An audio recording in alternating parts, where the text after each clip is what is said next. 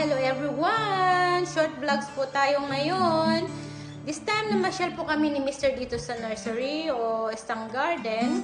Pagmamayari ng mag-asawang Australian at Chinese. Taga-China siya. So, nung nilapitan ako, kasi nakilala niya ako sa may CCTV nung mag-intercom kami.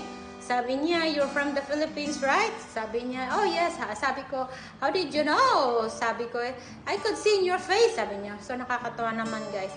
So, oo nga pala, namasyal kami dito sa area ito, remote area ng Oxford Falls, isang suburb ng New South Wales dito sa may medyo medyo malayo siya. Medyo remote. So, yung mga cactus na nagkakagandahan, ayan, hopefully na-enjoy nyo. Yung iba, meron sa atin sa Pinas, yung iba is rare. So, napakaganda. Namili naman po kami ng 2 uri. Ito, binili ko ito.